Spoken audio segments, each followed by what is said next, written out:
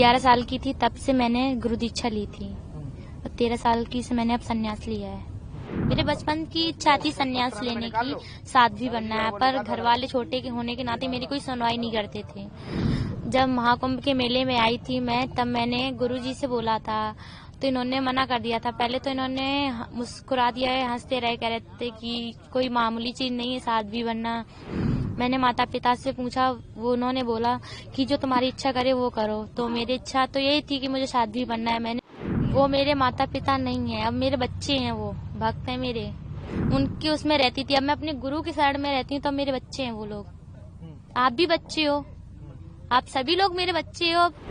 आप आगरा की रहने वाली हैं? जी हाँ। आपकी उम्र महाराष्ट्र ने बताया कि 13 बरस है। जी हाँ। कई जगह 9 बरस भी चलाया जा रहा है। नहीं, मैंने 11 साल की थी तब से मैंने गुरु दीक्षा ली थी और 13 साल की से मैंने अब संन्यास लिया है।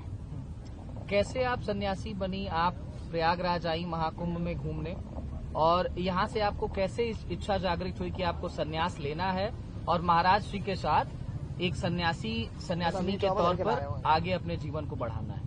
ऐसे ही मन में आया, मेरे संन्यास लेने की इच्छा हुई थी। मेरे पहले मैं भक्ति में ज्यादा विलीन रहती थी, इसलिए मेरे मन में आया था कि मुझे संन्यास लेना है। मेरे बचपन की इच्छा थी संन्यास लेने की, साध्वी बनना है, पर घर वाले छोटे के होने के नाते मेरी कोई सुनवाई नहीं करते थे।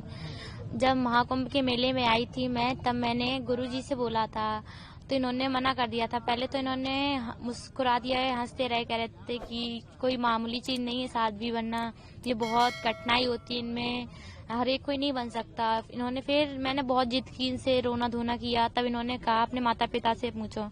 मैंने माता पिता से पूछा, वो उन्होंने बोला कि जो तुम्हारी इच्छा करे वो करो। तो मेरी इच्छा तो यही थी कि मुझे साध्वी बनना है। मैंने गुरुजी से कहा तो कह रहे थे देखते हैं 1-2 दिन। इन्होंने मुझे, सब लोगों ने मतलब समझाया, सब जितने भी संत हैं सब लोगों ने समझाया कि अच्छी बात नहीं है, साध्वी नहीं बनना, पढ़ लिख कर नौकरी करो, ये वो। पर मेरे जो दिमाग में रील घूम रही थी वो साध्वी की ही घूम रही थी। मैंने कहा अब कुछ भी हो जाए, पर मैंने कहा मुझे साध्वी ही बनना है, इसलिए मैं साध्वी रूप में आ गई। कहाँ तक आप पढ़ी? मैं 9th तक पढ़ी हूँ, अभी मैं आगे तक पढ़ूंगी। आपकी इच्छा है कि आप सन्यासिनी बनने के बाद भी अपना अध्ययन पूर्ण रूप से ऐसे ही चलाएंगी? जी हाँ। क्या आप तो अब सन्यासी बन गई हैं, तो सन्यासी का कार्य जो होता है वो क्या कुछ होता है, उसके बारे में बताइए। बस ऐसे ही सनातन धर्म का प्रचार करना है, जो बिगड़े लोग हैं उनको सुधारना है, सब में मतलब कि बदलाव लेकर आना है जीवन की, सबका जीवन सुधारना है। जो गलत लोग हैं उनको सही लाइन में लेकर आना है, सही रास्ता दिखाना है उन्हें। यही उद्देश्य है आपके जीवन का? जी हाँ। आपके माता पिता अब आपसे दूर चले जाएंगे, क्या उनकी याद आपको आएगी? अभी तो वो आपके साथ में ही है। वो मेरे माता पिता नहीं है, अब मेरे बच्चे हैं, वो भक्त हैं मेरे, वो बच्चे हैं मेरे माता पिता अब नहीं है। थे जब थे, अब कोई नहीं है मेरा। मेरे जो भी है मेरे गुरु हैं।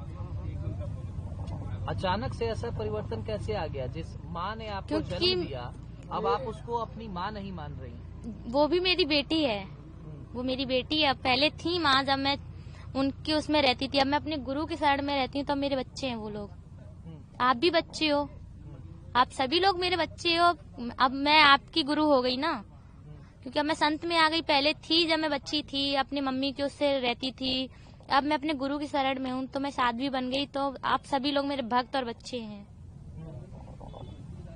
अब आप अपनी माँ को अपना भक्त बता रही हैं? जी हाँ। उन्होंने तमाम तपस्या की होगी, तमाम चीजें की होंगी आपको इतना बड़ा करने में, 13 वर्ष का करने में, पर मुझे कोई दुख नहीं है। ऐसा बच्चों को बड़ा इसलिए माँ बाप करते हैं ताकि वो जब बूढ़े हो जाएं तो वो माँ बाप के लिए कुछ करें। तो आपको ऐसा कुछ लगता है कि अब आप सन्यासी के जीवन में आ गई हैं, अब आप इन सभी चीजों से विरक्ति ले लेंगी? आपके माता पिता का क्या होगा? अब वो खुद जाने, उनकी इच्छा, वो खुद जाने उनका क्या होगा, उससे मेरा क्या मतलब। पहले थी जब मैं उनकी थी, तब मैं उनको देखती, मुझे दुख होता कि मेरे माता पिता कैसे हैं। अब मुझे क्यों दुख होगा, क्योंकि मैंने सब मोह माया जो था मेरा, मैंने सब त्याग दिया, अपना सब चीज त्याग दी मैंने। जब मैं त्याग नहीं सकती थी, क्यों करवाया जाता है? ये साध्वी रूप में कब आते हैं? जब पूरी सब चीज त्यागनी पड़ती, धन दौलत घर बार सबको, मैंने सबको त्याग दिया है, इसलिए मैं इसमें आई हूँ। इसलिए मुझे किसी चीज का मोह माया नहीं है। क्या आपके ऊपर कोई दबाव भी था सन्यासी बनने का? किसी तमाम लोग ये भी कहेंगे कि किसी दबाव में आप सन्यासिनी बनी है? क्योंकि 13 वर्ष में इतनी क्षमता, बौद्धिक क्षमता विकसित नहीं होती है कि इंसान ये तय कर पाए कि मुझे करना क्या है। अच्छा, कोई दबाव की तो कुछ चीज नहीं थी। कितनी मैं छोटी हूँ, मेरे गुरु ने तो मुझसे भी छोटे से घर त्यागा था, 3 साल के थे। इतनी नाबालिग में कहाँ बुद्धि आएगी? मैं तो उनसे थोड़ा सा बड़ी तो थी, तभी तो त्यागा है। वो तो 3 साल के थे, तभी से त्यागा उन्होंने। तो उनमें तो बहुत ज्यादा नाबालिग बुद्धि थी। मैंने अपनी मर्जी से त्यागा है सब चीज मैंने अपनी मर्जी से की है, और किसी का कोई दबाव नहीं, मेरे पास कुछ भी नहीं है। मेरे मन में था कि मेरे बचपन से ही बोलती थी कि मुझे घर से निकाल दो, मुझे अनाथ आश्रम में रहना है। तो तब मैं छोटी थी तो कोई सुनवाई नहीं करता था, पर मेरे अंदर दिमाग तो था इतना कि मैंने कहा अगर आप नहीं निकालोगे तो मैं खुद जा सकती हूँ, कहीं अनाथ आश्रम में देख लूंगी तो मैं वहाँ रहूंगी, पर मैंने कि मुझे घर में नहीं रहना है। ऐसे मैंने बोला, पर कोई ध्यान नहीं देता था मेरी बातों पे। खास करके मम्मी बस थोड़ा सा भावुक हो जाती थी, रो जाती थी। पर अभी भी वो थोड़ा रो जाती, पर मेरे अंदर कोई वो नहीं रहता कि आप क्यों रो रही हो। रो रही होंगी, अपने लिए रो रही होंगी, मेरे से क्या मतलब। अब आपकी दिनचर्या क्या रहती है? आप जब नॉर्मल जीवन में थी, नॉर्मल लाइफ में थी, तो पढ़ाई लिखाई करती होंगी, नहाती धोती होंगी, माता पिता के साथ रहती होंगी, कुंभ में घूमने आ गई आप, ये आपका नॉर्मल जीवन था। आपका सन्यासी का जीवन कैसा है? क्या कुछ करती हैं आप? सन्यास के जीवन में मैं रुद्राक्ष की माला रखती हूँ अपने पास, उसका 24 घंटे जाप करना पड़ता है मुझे।